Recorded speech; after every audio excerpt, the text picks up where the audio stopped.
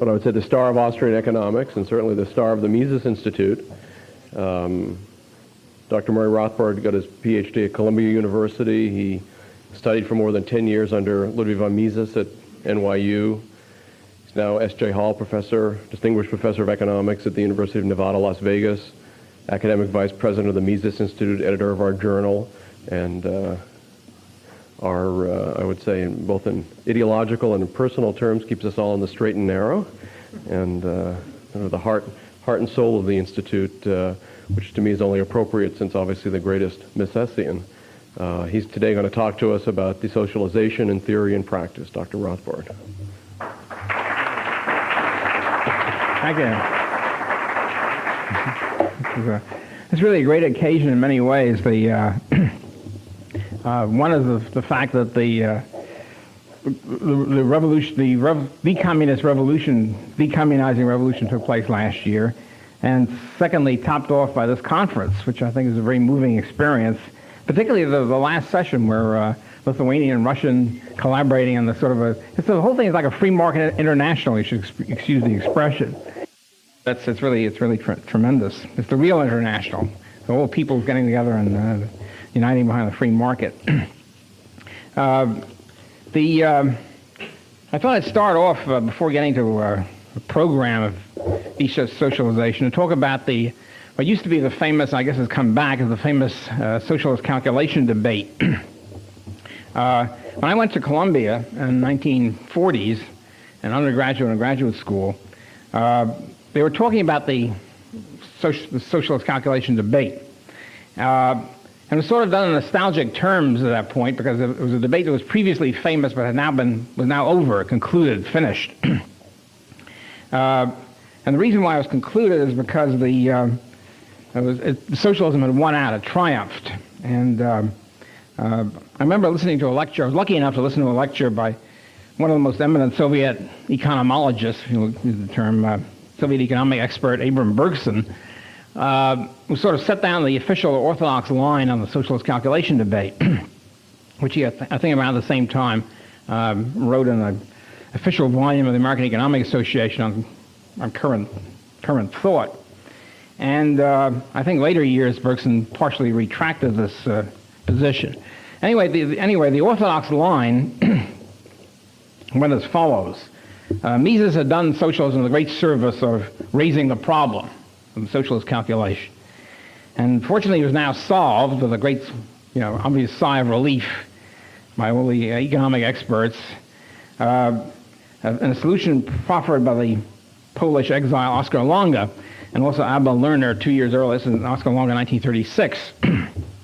And the dominant orthodoxy at this point, this was the 1940s, was saying, well, fortunately, at least socialism has no problem anymore because fortunately we have solved the question. There's no more problem with that Soviet economic calculation.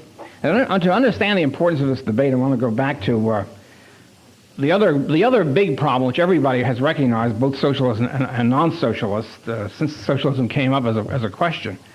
The other economic problem, aside from calculation, was everybody has long realized, since socialism was first advanced in the 18th century or even earlier, is that socialism suffers from the incentive problem. This is pretty clear. If, for example, everyone under socialism either receives an equal income or, in the alternative variant, everyone is supposed to produce according to his ability, unquote, and receive income according to his needs, then to sum it up in what used to be a famous question, who under socialism will take out the garbage? This was the way it was usually phrased. In other words, what will be the incentive to do the grubby jobs and to do them well? And first to do them and actually to do them successfully. Or to put it another way, what would be the incentive to work hard and be productive at any job, garbage or anything else? So that was the question. It was pretty clear to everybody this was a real problem. The traditional socialist answer to this was that the socialist society would in some way transform human nature, that it would work on human nature to eliminate evil selfishness so that everybody would be eager and ready and willing to leap to attention and obey the orders of the socialist state. So everybody be just leap, and this is their only objective in life, to follow the socialist orders. Now, throughout the history of socialism, a very bloody history of 20th century socialism, the socialist ultras, or consistent militants, whatever you want to call them, such as Mao Zedong and Che Guevara, have wanted to replace the so-called material incentives by so-called moral incentives, so that you have equal income or according to your needs, and replace this by moral incentives, recognition by society that he's doing a good job. This was properly and wittily ridiculed by the British economist Alexander Gray, who wrote a marvelous book called The Socialist Tradition, came out in the 40s. And he called this the idea that the world may find its driving force in a birthday honors list, giving to the kingdom necessary 365 birthdays a year. So that this would replace these ribbons and medals and the order of the bath, etc., would replace material incentives. Well, obviously, and this didn't work, and the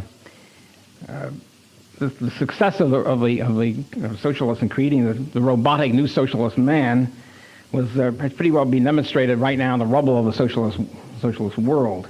Of course, first they thought they could use voluntary persuasion, but very quickly, as trying to transform human nature, they discovered they have to use the mass terror, systematic terror, to try to achieve this new socialism. And of course, they were not successful. I must say also that my old friend John Gray, is an Oxford political theorist, wrote an article a couple of years ago. I forget now which journal it was in, but anyway, wrote an article saying, well, it's all finished.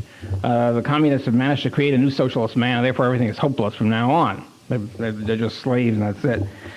Fortunately, that was proven to be immediately untrue. So I think that, and it's certainly a testament to the spirit of freedom that cannot be quenched in the human breast, that socialists fail, even despite systematic terror, and despite brainwashing and all the rest of it, and to achieve anything like their goal, that freedom just pops up in response. I remember one time I used to, many years ago, this is the 1950s, I met Gordon Tullock, who's now achieved fame and fortune, or at least fame, and is one of the founders of the public choice movement. And he and I were both working for a obscure organization which quickly collapsed. But at any rate, I had just seen a Yugoslav film on China. It was a very chilling film because I remember the interviewer asked this Chinese couple, "You have these kids, and then what is your objective? What would you like these kids to achieve when they grow up?" And they answered, "All we want is for the kid to obey the orders of the socialist state." I figured, Jesus, is this really true? Are they really creating a new robotic human being? So I asked Gordon that. Gordon was a Chinese expert. This is not largely known out of the economics profession, but he was in the State Department in Korea, in the Korean War, and China, in the Korean War, and he was interned by the Chinese communists. So he managed to amass a certain capital in prison. It was because of his terminal leave pay, so to speak, from prison. At any rate, he was a China expert, and I asked him, was this really true? And he said, look, don't worry about it. It's an ancient Chinese tradition. You tell the central government official comes around to your village, you tell them what they want to hear, and as soon as they leave, you forget about it. So he proved, of course, to be right. So even Chinese tactics did not succeed in creating the new socialist man.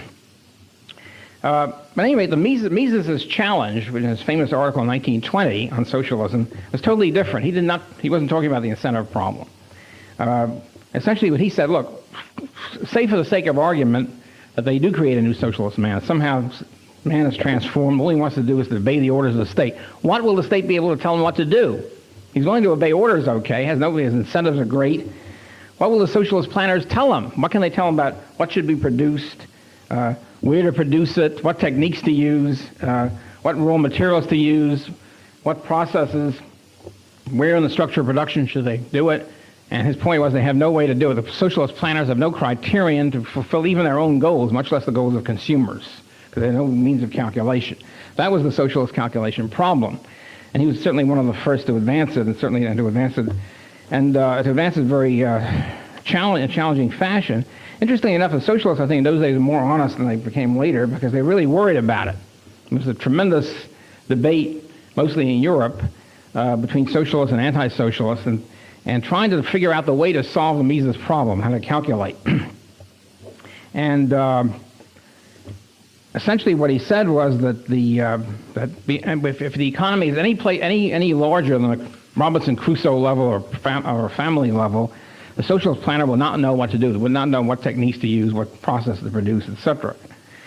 And because they lack the indispensable tool of private entrepreneurs can use to calculate on the market, namely the existence of a market and the means of production. A genuine market based on profit-seeking entrepreneurs and private owners of those means of production. So, and since he believed that therefore there was no possibility of calculating, he concluded that the planning board would not be able to plan, would not be able to make any rational economic decisions, that their decisions would be arbitrary and chaotic, and that therefore the existence of a socialist planned economy is, as he called it, literally impossible, a word which really was a jab on the gut to every socialist. So it was also a term ridiculed by Mises' critics, as we'll see in a minute.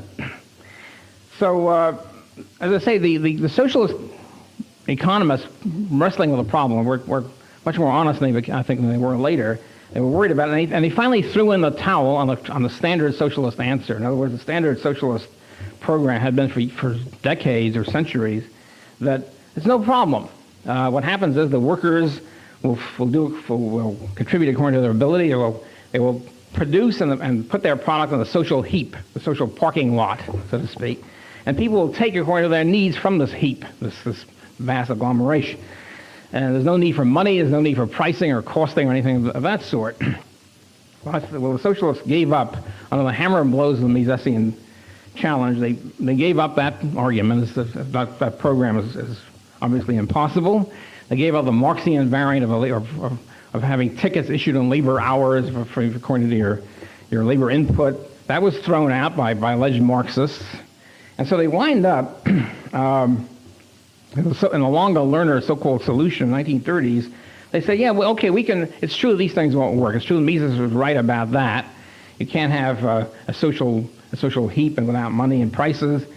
And you can't have labor tickets, labor hours, or currency of any sort. And essentially what they said, socialists will replicate the market. We'll have a market too. We'll have a better market because there'll be perfect competition, and it'll be pricing according to marginal pricing and all the rest of it. And we could just replicate a better market. And that was the so-called market socialist solution. The planning board could fix accounting prices. And Longer would go into this model and he'd say, look, there's no problem. Look at what the retail store does, for example, right now. A retailer is trying to fix the price of his products. If he fixes the price too high, there's unsold products on the shelf. If he fixes it too low, there's a shortage. And so he adjusts the price to clear the market. Well, the socialist planner can do the same thing. They'll just clear the market too. No problem. And as I say, everybody heaved a sigh of relief that socialism indeed was economic. And and most economists, even non-socialist economists, agreed to this. It was Schumpeter, for example, was certainly not a socialist economist, but under the sway of a Walrasian general equilibrium model, which of course Longer and Lerner are also adopting here. Yeah, sure. Of course, the market they have this consumer goods, and the consumer goods are determined by consumers voting their dollars for marks or whatever freely, and then, as Schumpeter put it, his famous phrase, the prices are imputed to the cost of the factors of production. Period. Imputed. Hayek had a very good critique of that. How is this imputation supposed to take place? What mystical process of imputation without a market? And that, of course, is the problem. The planning board has no way of doing it. So, but in the course of this, I recommend, by the way, going back and reading the Mises Institute is the process of reprinting Mises' original article of 1920, because the interesting thing is all these critiques, the Longer Lerner so-called solution, etc., were already discussed and refuted by Mises in advance. And so it's interesting to read Mises sort of attacking these people before they wrote the material, and they seem to ignore the fact that Mises had done that. Anyway, the Longer Lerner solution, all the celebrations of it, which took place in the late 30s and 40s, ignored several very important points. One is they ignore the fact that Mises had already conceded the fact, yes, you can have a market of consumer goods. That's not the problem.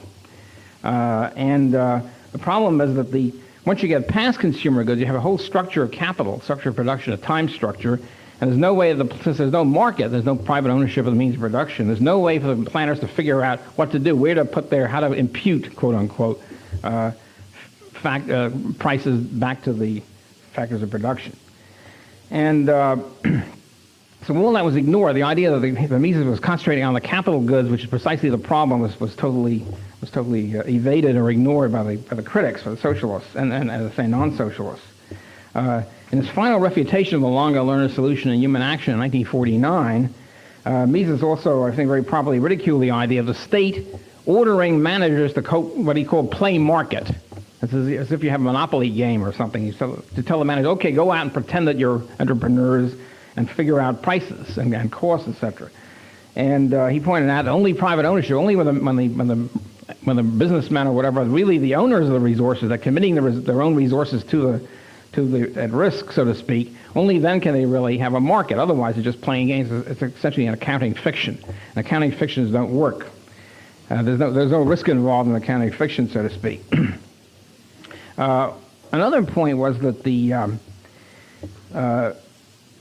another interesting point here about, in addition to Schumpeter claiming that there's no problem about socialist calculation, Frank Knight, the head of the revered founder of the Chicago School, took the same position. He said there's no problem either. He had a review of Mises' Socialism when it was translated into English, and plus other reviews of socialist books in the mid-30s in the Journal of Political Economy. He said almost the same thing. He said there's no economic problem under socialism. There's no difference, said Knight, between a capitalist economy and a socialist economy. They both have managers. They both have consumers.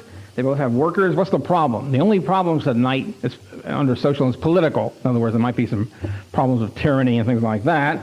But economically, there's no problem. And it's interesting I understand that Professor Molsap has a file of, which I'm anxious to see someday, of statements by eminent economists in the past saying that there's no problem about socialist production and everything would be great, and just as good as capitalists.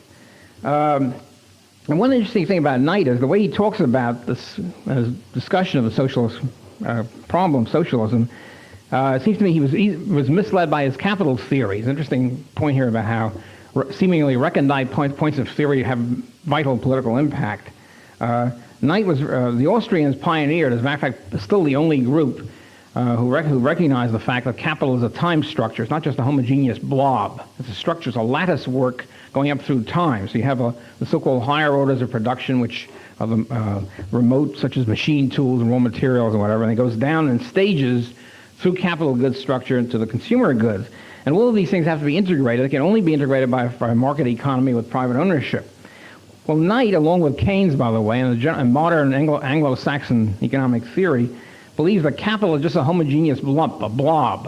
And if it's really a blob, there probably is no problem with economic calculation. If you just add capital and somehow magically the products come out, crank out the machine, indeed there is no problem. And I think, and this is very interesting because it goes back, as I say, to recondite capital theory. Knight was a fanatical opponent of Austrian time theory of capital.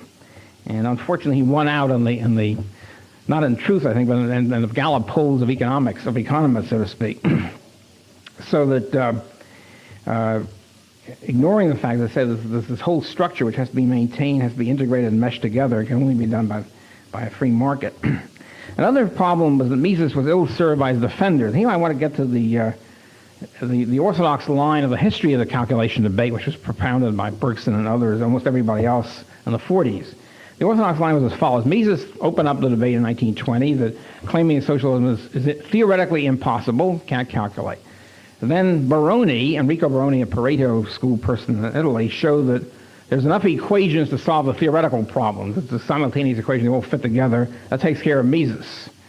And then Hayek and Robbins retreated to a second line of defense as disciples of Mises and said, well, it's true that socialism can theoretically calculate, but in practice it'd be difficult.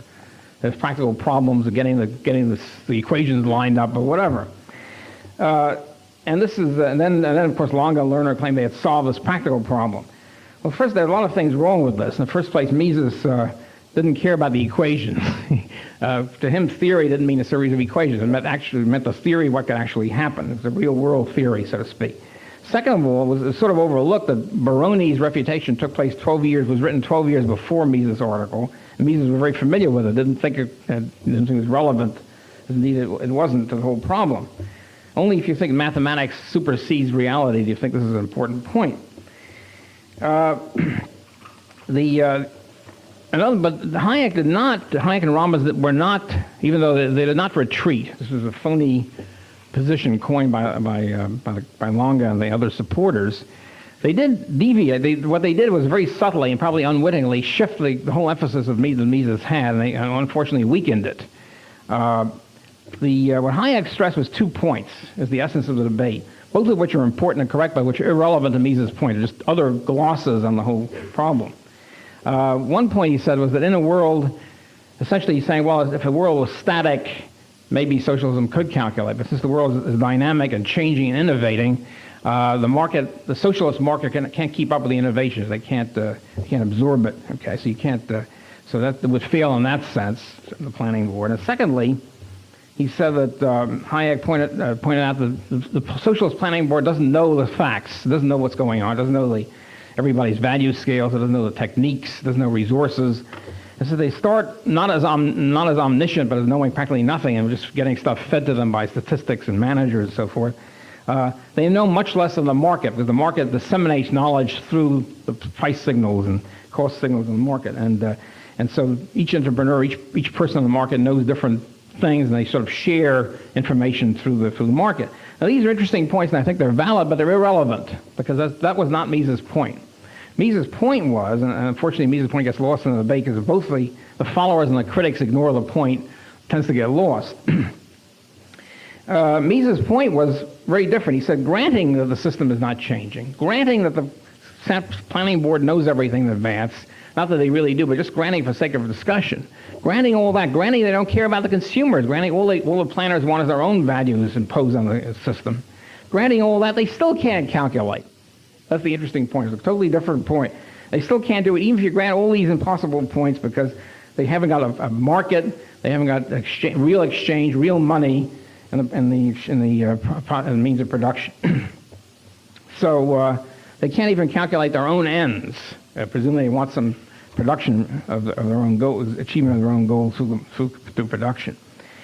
So the interesting thing, at one point, one of the reasons why his followers neglected this is a point which I picked up on when I was working on my booklet on Mises, and in his memoirs he talks about how he came to the socialist calculation debate. He did not come to it, as I previously thought, by simply looking around and seeing that socialism had triumphed in Europe and trying, looking at the problem. His discussion of socialism grew out of his book, The Theory of Money and Credit, which he published just before World War I. And the way it grew out of it was that he showed in his theory is the first and last, I would say, theory which integrated theory of money with micro theory of prices. And not only is he the first one to do it, it hasn't been absorbed yet into economic thought. I mean, economists are still looking for a way to integrate micro and macro, ignoring the fact that Mises already did it in 1912. So Mises, starting with individual human action and micro action, so to speak, builds up a monetary theory and integrates it with prices. And in doing that, he realized several things. He realized that values are subjective and ordinal, can't be measured, and therefore, since they're subjective and ordinal, they cannot be directly transformed into cardinal numbers. In other words, money prices and money costs. Impute values, as Schumpeter would put it, from consumer goods to capital goods to factors of production. The market can only act with the medium of money. In other words, real money really owned by people. And so this is one of the key points. It's not, in other words, you can't use accounting fictions on some planning board's desk drawer to find out what prices are and what costs are. You have to have money which is really money growing up on the market as a real commodity, usually gold or something redeemable into gold, and which then where people exchange ownership into gold and out of gold, etc., which really establishes real prices, which can then be used for calculating, estimating what costs and prices are and hopefully will be or expected to be. And so the mathematical equations and accounting fiction, all the rest of it are totally irrelevant, totally beside the point, and misconstrue the whole problem. So Mises arrived at his theory of socialism through his theory of money. And since his theory of money wasn't understood by hardly anybody, it was no wonder that his theory of socialism wasn't understood either. Lionel Robbins also added his own brand of unfortunate obfuscation of the issue. His discussion of socialism, he said that the problem with socialism was that the planners won't be able to count the equations, the way he put it. The need to plan the economy have all these simultaneous equations. They haven't got the knowledge. They won't be able to do it. So he really was the one of the three people. He's the one who really put it on the so-called practical basis of the equation problem. Well, the interesting thing is after this was, and this, of course, is a typical Walrasian point. In other words, all there is in the economy is a bunch of mythical auctioneers counting, enumerating things and trying to count equations. And this is all that you need to be done. Interestingly enough, even though Lange had supposedly triumphed, and he said he triumphed, and everybody else said he triumphed, the whole thing seemed to be worrying him, because what happened was he was teaching at the University of Chicago during the war. As soon as the Polish communist government was established, he rushed to Poland to participate in the rule and leadership of the communist regime. He became ambassador to the United Nations. He became ambassador to the United States, then ambassador to the United Nations from Poland. He became chairman of the Polish Economic Council, all these high posts. Interestingly enough, in the entire time that Lange was alive, until 1965, I think, and since then, the Polish communist government never tried to institute his so-called market socialism. Never. Neither has anybody else. No communist regime has ever implemented a so-called solution. Interesting question. The things seem to be nagging at Lange, because the last publication before his death, one of the last, he hailed the advent of a great new thing which finally really solved the problem. The computer. Computer is going to do it, he says. It's an article called Computer in the Market. And he writes this, I think, in 1965, just before he died. And he says, now we have the final solution. He says, quote, this is where he's reminiscing about the calculation debate. Were I to rewrite my essay today, my task would be much simpler. My answer to Hayek and Robbins would be, so what's the trouble?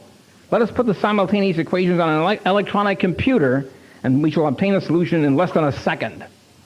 The market process with its cumbersome tâtonnement, means cumbersome Walrasian auctioneer, appears old-fashioned. Indeed, the market, may be considered as a computing device of the pre-electronic age. That's it. Computers solve the whole problem. And I remember socialists were saying that after that. Well, that's it. That's the computers had it. Well, I don't know. I know very, very little about computers. In fact, next to nothing, probably less than anybody in the room. But my computer friends assure me this is the reverse of the truth. Professor Maltsev wrote an article with Freeman saying that his friends in the economics planning board in Russia said that, well, the computer could probably solve the problem. It would take 30,000 years to do it. By that time, of course, some data will have changed.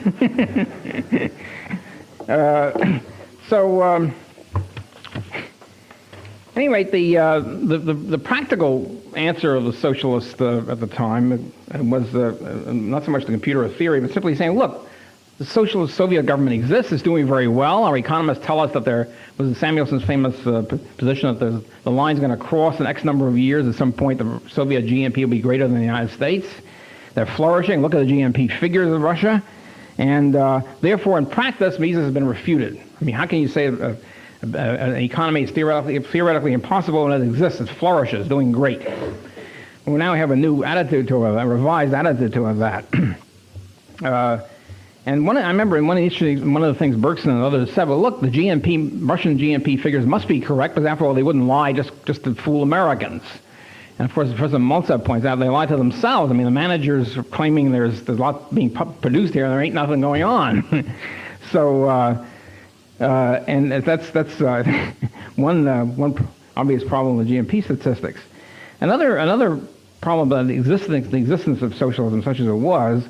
First of all, there's a lot of black markets, as we all know, and Russia and other communist countries permeated with black markets. The only way the production could go on at all. And I understand in Russia, for example, the manager can't meet the quota, and there were teams of illegal entrepreneurs going around before Gorbachev and saying, look, you can't meet the quota. I have a team of 20 illegal people, and they'll be working hard in 2 months, and you take the money out of the till and pay them. This whole system, I think, is called blot in Russian. But the only way that anything could happen, any production could happen at all. Of course, it's an inefficient system. It's better than no system at all. And Michael Polanyi has written some interesting work about how even in the so-called planned economy, a lot of unplanned activity takes place in the interstices of the system, where the managers don't have the control and things are going on quasi-illegally. But the major argument, of course, which is what Mises pointed out in Human Action, is that true socialism, full socialism, never existed in these countries because there was a world market, a world capitalist market, so to speak, which set prices to which the socialist countries could refer. It was a terrible way to do it, but at least they could do it, especially for goods in international trade. They could set steel prices on the basis of the world steel market. They were operating, in other words, as a giant island within a world market. So it wasn't total socialism. At the time that Oskar Lange was helping to plan Polish socialism, the British economist Peter Wiles visited Poland. This was during the mid-1950s. And he asked the Polish economists, how do they plan the system? And he reported, quote, what actually happens is the world prices, i.e., that is, capitalist world prices, are used in all intra-Soviet bloc trade. They are translated into rubles and entered into bilateral clearing accounts. And then he asked the Polish economists the crucial question, well, look, you guys are in favor of world communism. You want to wipe out the capitalist market. What will you do then when you've achieved world communist government? How will you get your prices? And they said, and what would you do is say, if there were no capitalist world from which you could obtain all these prices? The Polish planners, I said, rather cynical answer was, well, we'll cross that bridge when we come to it. Obviously, they didn't expect or hope to come to it. Fortunately for the world and for themselves, they were never forced to cross that bridge. Well,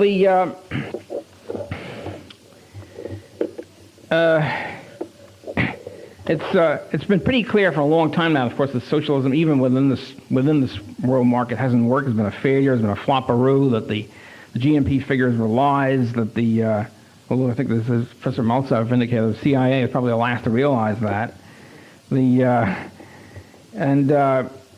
about 20 years ago or so, I remember there was a joke. Sort of Eastern European type joke in world economic circles.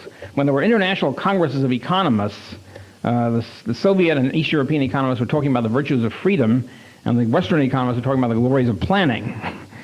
They didn't have to, of course, live under it. And it is not much of a joke that actually that the only Marxists left in the world now are in Western academia, which is nicely insulated, protected from the glories of Marxism. So at this point, we now have by the way, one of the interesting questions is why has Eastern European planning and Soviet planning failed even more now than, say, 10, 15 years ago? It's an interesting question which hasn't been addressed too much. I think one, of course, is relative. In other words, Western technology and progress has not been reflected in Soviet Russia or Eastern Europe. And by the way, talking about the glories of the computer, I remember reading in the paper in Los Angeles Times, I think about a year ago, that some Western opened up the first fax copying machine center in Moscow. It was a great thing and so forth. And of course, first was only acceptable in hard money, so the Russians couldn't use it. But he was hoping to set up a chain of copying machines. When you realize you can't have a copying machine in a totalitarian country because they can't allow you to copy anything, and that in itself cuts against socialist planning, much less a computer or much less a fax machine or whatever. So part of it, as I say, is a relative falling behind modern Western technology. Second of all is this cumulative problem of distortions. The more you malinvest, the more you tend to keep malinvesting. And third, I think, which Professor Maltsev alluded to, what's happened in the last 10 years or so is the only good thing I can think of about Marxism is there were hard money types. They weren't in favor of deficit spending or inflation. But now the Russians and Eastern Europeans have added Keynesianism to Marxism. That's a really lethal combination. So you have the usual Marxist planning plus inflationary distortions and all the rest of it. So that really brought all these countries to their knees. Although bailout, yes, I think Professor Maltsev said temporarily by, I think Professor Ostaszewski said bailout temporarily by Western banking loans. Riding along for a little while on that. So then the question is which is now being faced by almost everybody, I think, in Eastern Europe and Soviet Union, how to privatize. They almost all agree on the free market. Okay, free market is great. How do we get to it? And it's kind of pathetic. It seems to me that after 50 years or 40 years, let's say, of of millions of dollars of grants to scholars in the United States and about communist studies and Soviet studies and all the rest of it, usually talking about through weights and geopolitical game theory. Not one, as far as I know, not one talked about how do you de-socialize. I used to dream about this, sort of fantasize about supposing a Russian leader, Khrushchev or Brezhnev or whatever, would come to the Western leader and whoever and say, okay, I surrender. I've read Human Action, I've read Friedman or whatever, I quit. What do you do next? Tell us what to do. Here are the keys, okay? Here are the keys to the Soviet Union. Do something, de-socialize. What would they do? They never thought, nobody's ever thought about this. The American Economic Association, after not thinking about this for 50 years, Atlanta last Christmas, there was sessions on this. This was the big theme. This was the hot topic. But nobody has done any thinking on it. And you might ask Professor Molzov later to, or in private, whoever has comments on the Western economic attitude. They've got no clue what to do. I think basically is it. So, and I remember watching one of the demonstrations on television. I forget now whether it was Prague or Budapest, but and people were talking into the American TV, and they said, "Look, we've had plenty of advice on how to develop socialism, how to plan, but nobody's advised us how to de-socialize. What do we do? Why don't any Westerners help us on this?" It's a cry from the heart, and it should be filled, should be satisfied. Another comment was that there are many books telling us how to seize power, and Western thinkers. There are no books on telling us how to give up power. Okay, so I mean, it's great that it's come to that point for us. I'm not belittling this.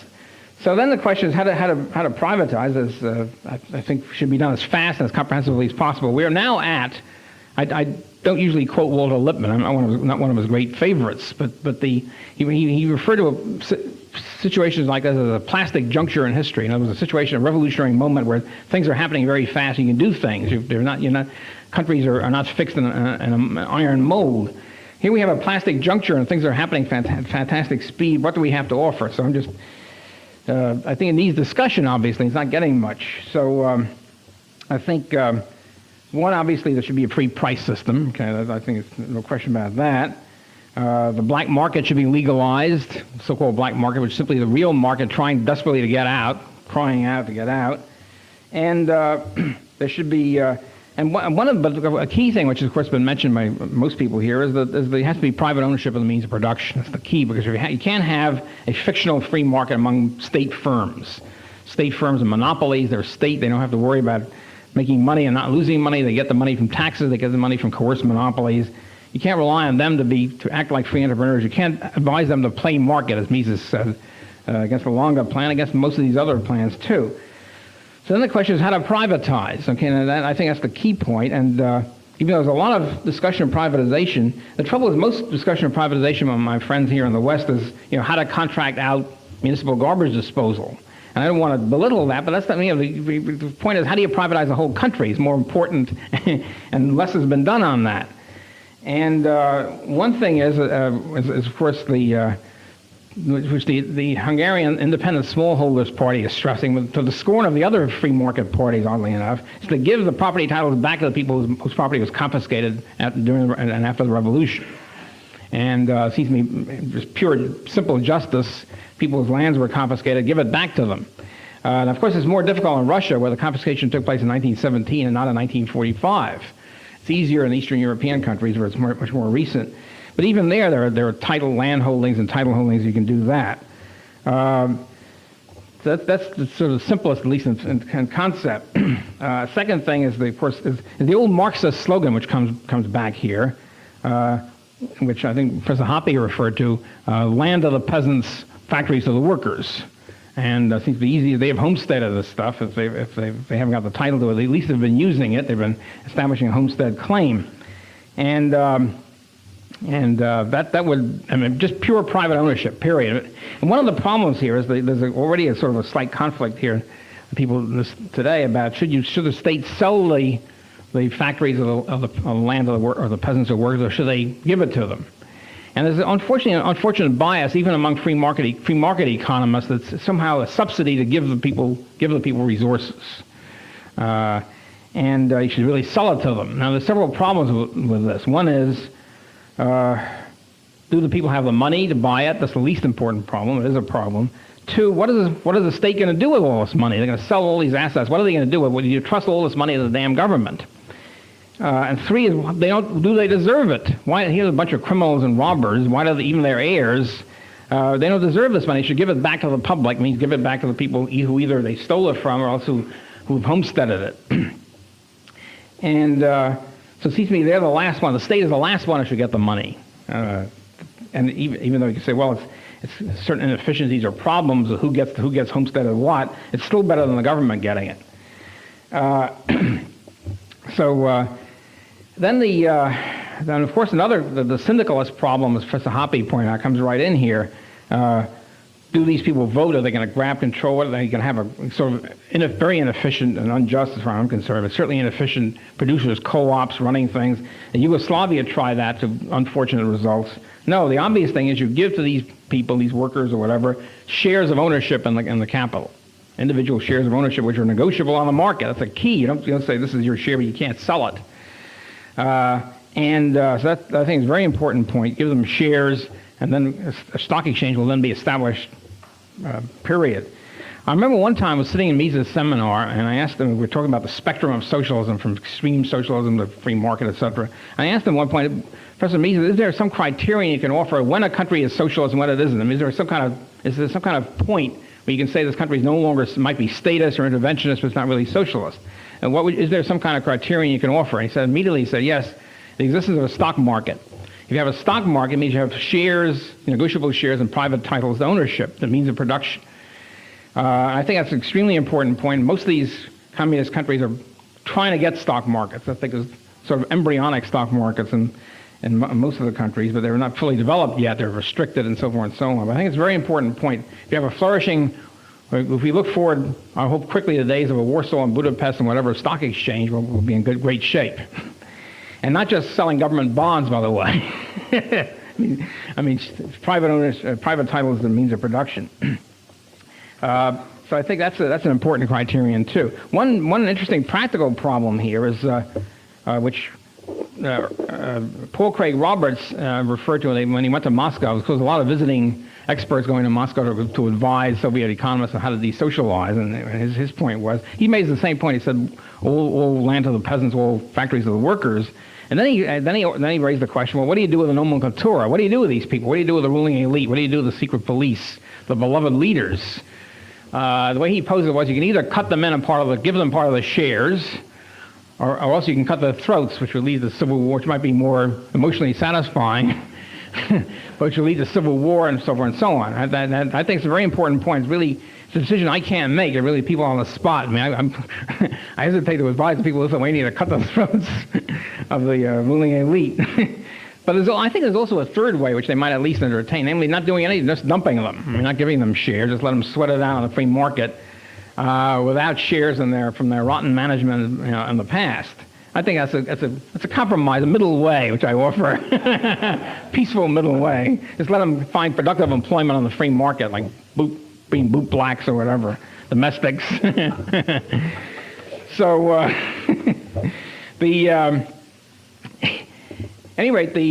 think, and also another point I think is important is the money question, which has been alluded to here. It has to be real market money. Sound money means commodity money, and the point of the gold standard I think was raised, a very important one. I think it's very interesting. Wayne Angel went over to Moscow and advised the Soviets to go to the gold standard. There's a fascinating article in Wall Street Journal on this thing, and they asked them.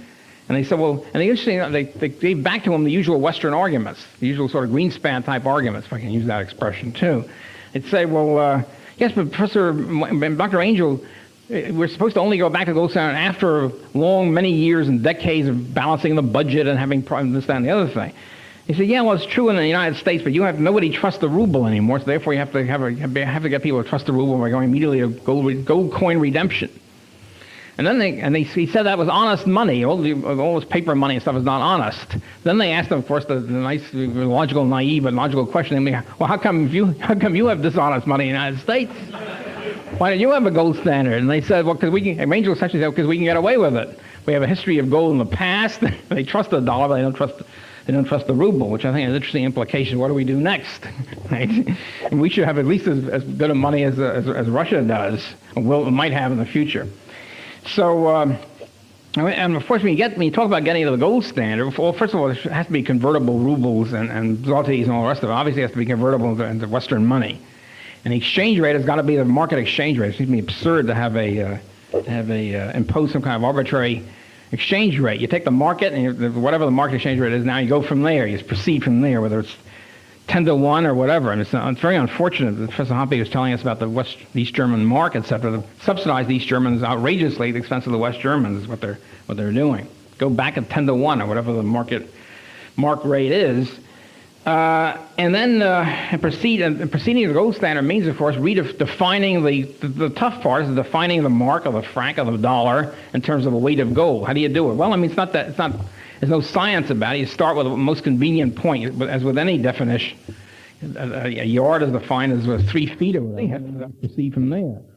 So, stock of money is, you make it the most convenient. I would say 100% gold standard myself. And just go on from there. Then you have a redeemable ruble or mark or zloty or dollar at that original weight. So it's not simple. On the other hand, it's not as difficult as one might portray if you really have the will to do it, especially in this plastic juncture of history.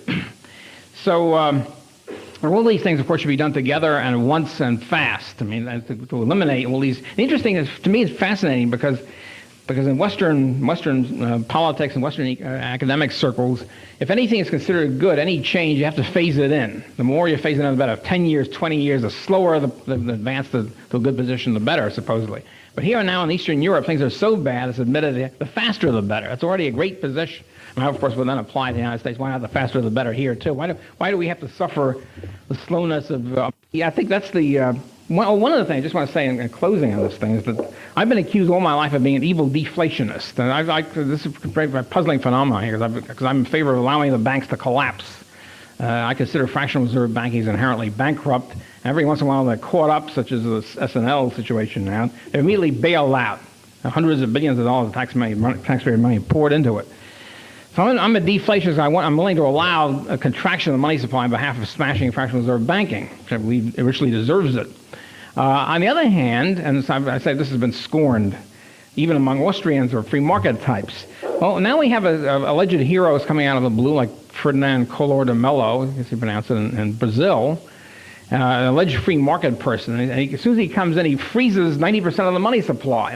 You can't get your money out of the banks. It seems to be monstrous. I mean, not just... but... the government prints all the money, spends it, and drives prices up, and then the government comes along as an alleged cure of this and freezes the money you earn in your bank account to allegedly cure the previous inflation. He's adding a 1-2 rabbit punch to the public, and yet he's being hailed by the establishment press as great. Well, they need good solid sort of a shock treatment. The shock treatment I've always proposed has been seems like lovable compared to this, and yet this is considered deflation. It's a kind of strange situation. Maybe somebody here can explain this peculiar reversal. And I'm convinced, by the way, that one of the reasons why the Mario Vargas Llosa is probably losing the election in Peru, and who's hailed by every libertarian press across the world as being a great libertarian, one of the reasons is he came out in favor of the Collor de Mello plan. The average Peruvian looking, hey, they're getting all their assets confiscated. I would vote for this fellow's Nirashima, whatever his name is, myself. I can understand why they would do it. He's promising, he's not a coherent economist, he's promising a lot of Japanese private investments. Great. So anyway, these are some of the pitfalls. In conclusion, one of the interesting things about Longa, which has always rubbed me the wrong way, so I thought I'd finish on this note.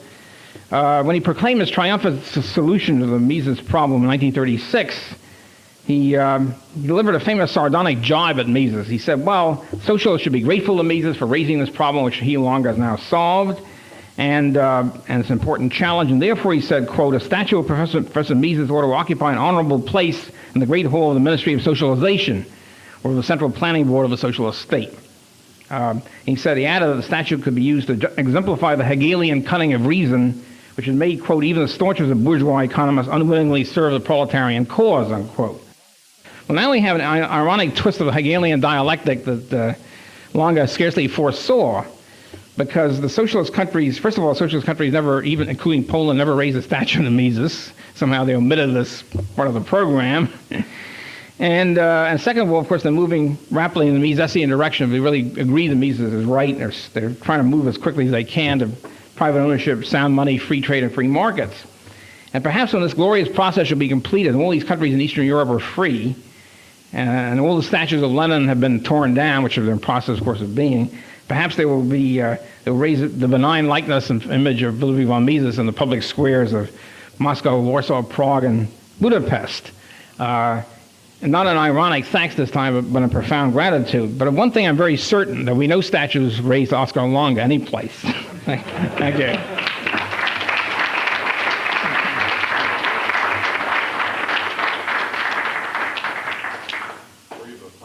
Sure. Yeah, Sheldon? You mentioned that no one has thought about how to be socialized. I have an impulse to drop the name of Henry Hazlitt. He seems to make the only exception in his book. Fantastic. It's a great book. It's called A Great Idea, and it was then reprinted as the, what was the name? Time Will Run Back. It was a novel. It was one of the few novels, I don't really read novels, but one of the few novels I like, which maybe says something about novel taste, but I thought it was great. And it's an exciting, intellectually exciting novel, and it starts with the dictator of a world communist government. And he's a new dictator. For some reason, he's the son of the previous dictator, and he's been raised on an island, doesn't know anything about social philosophy. He was a poet or something, right? And he becomes the head dictator of this world communist. I recommend everybody read it. It's really extremely relevant today, much more than it was in 1951. And he realizes this situation isn't working well. Something's screwed up. He hasn't read any theory or anything, either Marx or Mises or anybody else. And he starts, well, let's improve the situation. He starts, why don't we allow people to exchange their ration tickets? So if somebody has a sugar ration, he doesn't like sugar, why can't he exchange it for somebody else's canned peaches if he doesn't like canned peaches? And of course, the Brezhnev types, the Stalinist types are against it. No, it's evil, it's capitalism, and why not do it? It'll improve everybody's lot. They exchange ration tickets, it works very well. And it goes step by step. It's just great, because step by step, each chapter, discovers more and more of the market. And at one point, as a friend of mine said when he read it, he got an emotional thrill, because at the end of the money chapter, he arrives at the concept of the real money is the gold ounce or the gold gram. He arrives at purely biological, by working practical and logical deduction. And he finally winds up with a purely free market. And also, in one chapter, he refutes the mathematical economist version of socialist calculation. He attacks that. It's just a great book. I mean, it's really, everybody should read it, and it's super. Thanks for the correction. Yeah. I have two answers Sure. for your questions. You asked what to do, how to employ those people Right. who used to work Yeah. for secret police. Right. One possible employment was mentioned when they can set up their own detective agency. That's right. Use their expertise. The story in Poland is that supposedly the best jobs for them are to be taxi drivers. Huh. You get the cab, you get in, and the guy asks you, "Is going home?" He already knows where to go. He has the orders, right? You follow orders. And the other thing is that Mr. Korwin-Mikke, in his campaign, was explaining why it was necessary for Poland to become capitalist immediately and for the United States may not. He was saying, well, the United States is a rich country. They can afford to have 30% socialism. Poland is just too poor. Yeah. I think we just should That's right. here to become Yeah. capitalist. Good point. David? You said that not because of the capital. I think so. Underestimated the Mises problem. But I have trouble with Schumpeter, who really disliked socialism immensely. Why was he bad? Because he's Walrasian. He thought that you have this instant imputation from consumer goods to capital goods. But he wasn't enough of a racing to believe in socialism. Well, I wouldn't say he believed in socialism. He just thought there was no economic problem because of that. It's very strange. It's one of it's what comes from being a Walrasian. Yeah, but it's interesting. The Hayek talks about that. Schumpeter's strange. Yeah. It's one of his. I think in Individual and Economic Order or something. He talks about Schumpeter's discussion on I think it was Capitalism, Socialism, and Democracy on that. Both of these, Knight and Schumpeter, were very anti-socialist. Just they didn't see the economic problem that Mises was raising. Yeah, Alejandro. You told us that we should learn a lot from the practical side going on Mhm. the socialist world. Sure. We have to be blunter and faster and Yeah. more. But then you said something about the possibility of going to this step without pain. Mhm. I'm wondering on the possibility of learning from the theoretical point of view as well.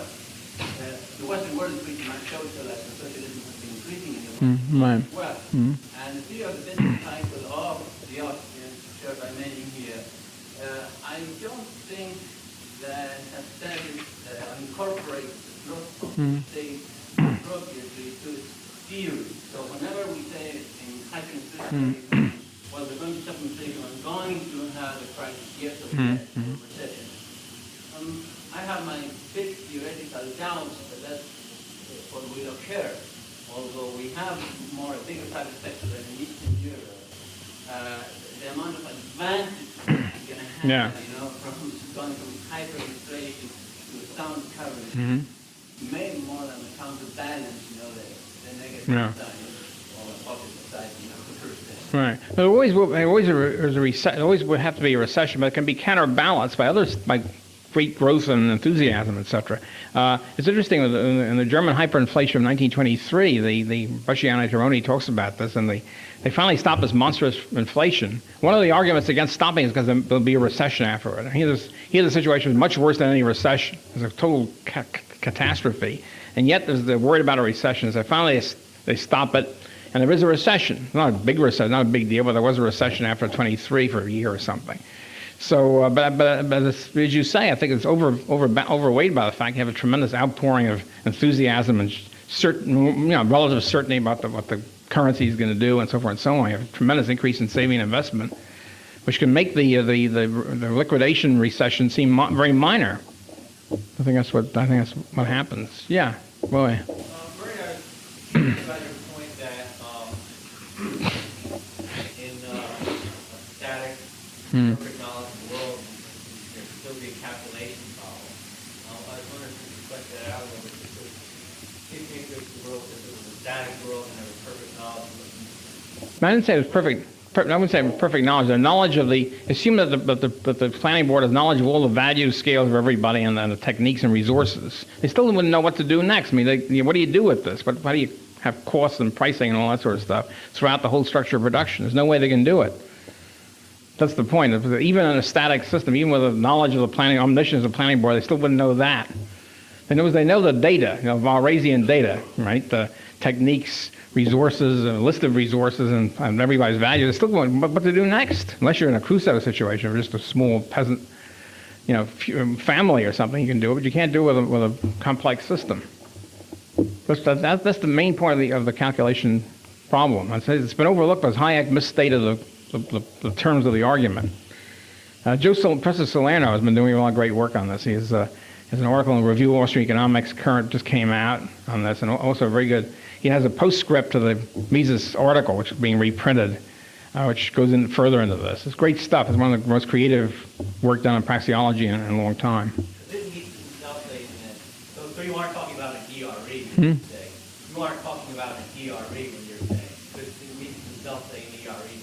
No, I'm not talking about it. Never land of general equilibrium. No. Yeah. Okay.